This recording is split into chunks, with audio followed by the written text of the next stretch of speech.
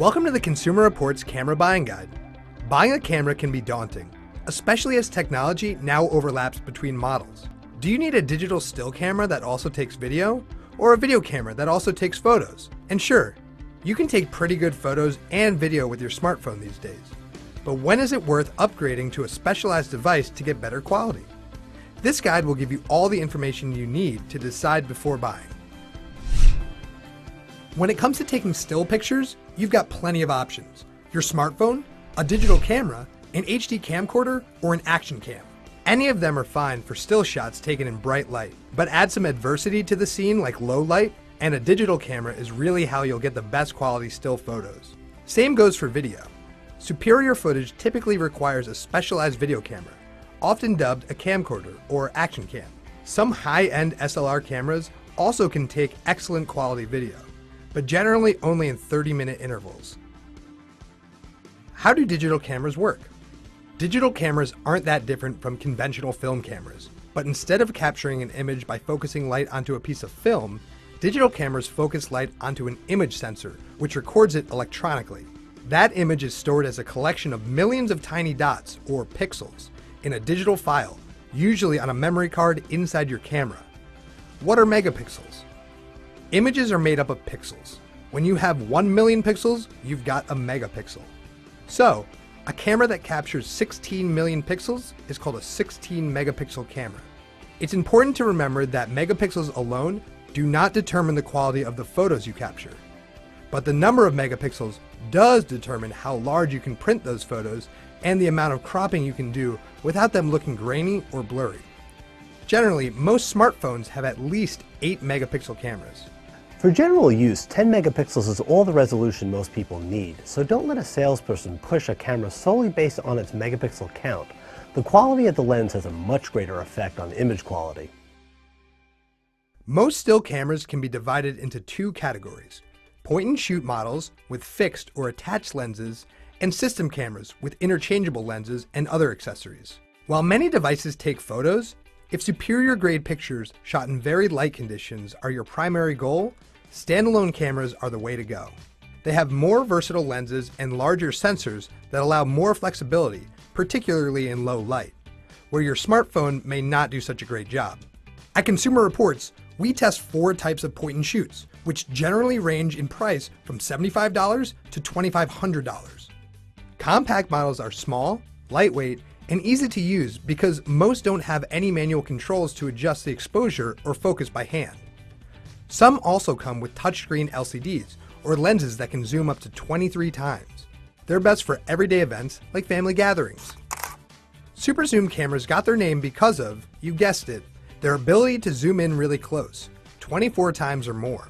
Some models can go as high as 83 times optical zoom. That's enough to capture the craters on the moon. They're generally bigger and heavier than compacts and are great for sports, travel, and nature shooting. We test rugged waterproof point-and-shoot cameras to make sure they truly are waterproof to the depth claimed. Most include GPS features for geotagging the location of your photos and can also handle being dropped. Since they're designed to be rugged and waterproof, these models sport lenses that don't telescope out from the body of the camera, perfect for shooting photos and video underwater or on the slopes. Advanced point-and-shoots are the lightest advanced cameras out there, and many allow you to add an external flash for low light conditions. Unlike basic point-and-shoots, they also boast plenty of manual controls, like manual focus, which lets you precisely control the focus of your shot. These models are great if you want the ease of use of a point-and-shoot, but still want the versatility and control of an advanced camera. Mirrorless cameras have a lot of the advantages of SLRs, like interchangeable lenses, but are smaller and lighter. For that reason, many people choose them as a high-end travel camera. Expect to pay anywhere from $280 to $3,500. They have the same size image sensor, but, as their name implies, don't have the mirror SLRs do. Because of that, they also lack a through-the-lens viewfinder some photographers prefer. Instead, most include high-quality electronic viewfinders, which show you a digital reproduction of the scene you're shooting. SLR stands for single lens reflex. These cameras are generally larger and heavier compared to point-and-shoot models. and are used mostly by people who want higher image quality, more creative options, and better performance when shooting fast-moving events such as sports. SLRs generally range in price from $400 to $3,000 and up. Here are some technical talking points to know about SLRs. Single lens means the image you see through the eyepiece is a reflected image of the scene you're shooting.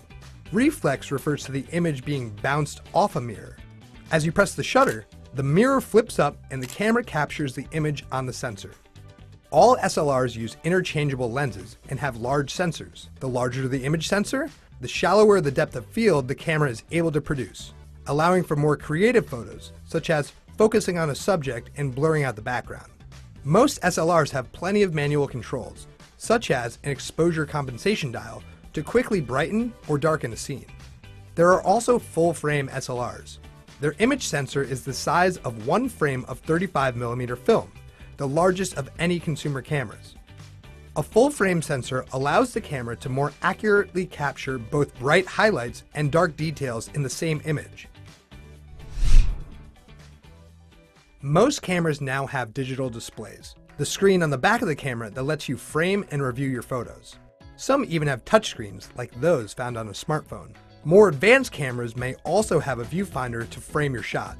These can be really helpful when you're shooting in bright light and can't see the image on your display. A flash is available on almost every digital camera to help illuminate your subject. There are two main types used with consumer cameras: a built-in, which can be onboard or pop-up, and an external flash, which is sold separately and fits into a camera's hot shoe. You'll find an external flash provides a lot more light than a built-in flash and lets you illuminate a greater area from a longer distance. There are two types of zoom lenses: optical and digital.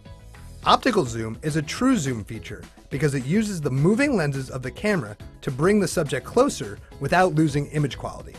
Almost every standalone camera uses optical zoom.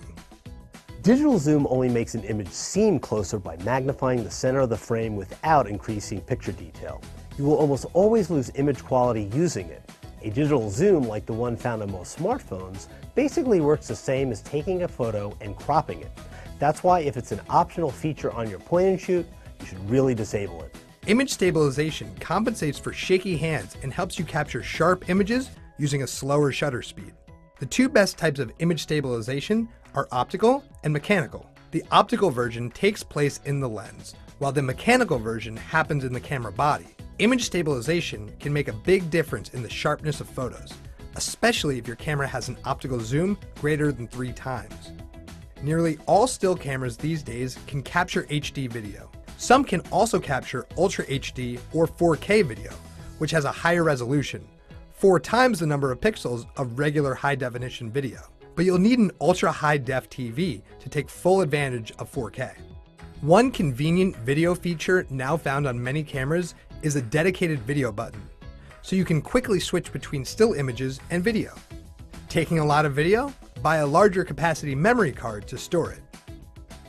ISO is a term that historically referred to film speed. On today's digital cameras, it refers to the range of sensitivity of your camera's sensor. For instance, when shooting in darker settings, pick a higher ISO. It will brighten up your shots. When shooting in bright settings, use a lower ISO. Keep in mind that employing a high ISO, like anything over 2500 on an SLR, means you could see more image noise or graininess on your photos, like strayed color dots or pixels. Most cameras have 3 options for shooting still images: the familiar single image mode, burst mode, and self-timer mode. With the press of a button, burst mode takes rapid-fire shots right in a row. Some advanced models can shoot more than 100 shots in one burst, so if you're shooting a baseball game, you've got a much better chance of capturing the exact moment the bat hits the ball if you're using burst mode. As the name implies, self-timer mode gives you a delay between the moment the shutter button is pressed and the moment the photo is captured. Some cameras let you set the length of the timer yourself and the number of shots you can take. When you hear the word camcorder, you might think back to a time when you inserted a full VHS tape into a giant camera. But many of today's digital camcorders can fit in the palm of your hand and weigh as little as half a pound, yet still have at least a 10 times optical zoom lens.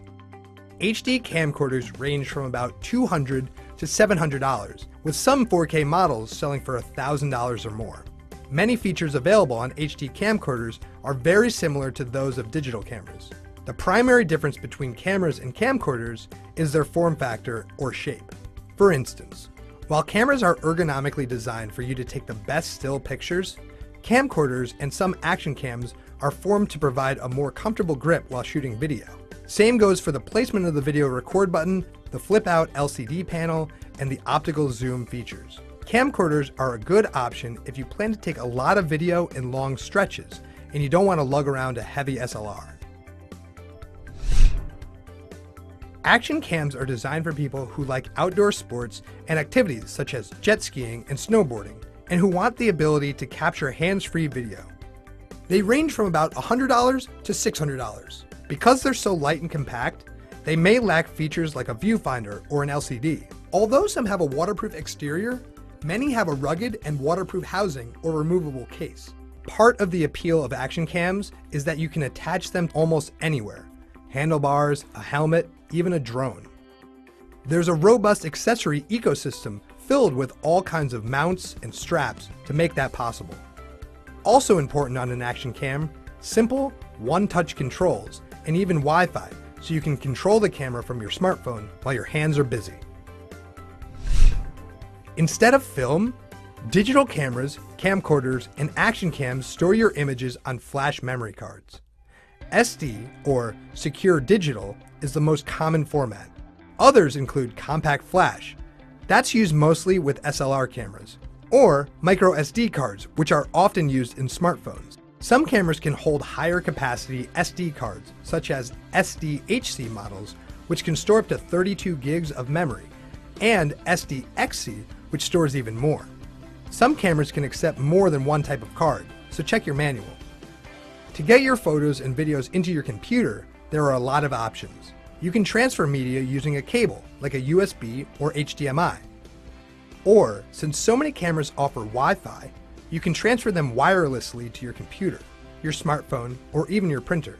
You also can insert the memory card from your camera into your computer or a card reader, a device that attaches to your computer to read memory cards. Some printers also have card slots, allowing you to quickly print photos without a computer. Consumer Reports subscriber surveys indicate digital cameras and camcorders are pretty reliable, so it's generally not worth spending the money to buy an extended warranty.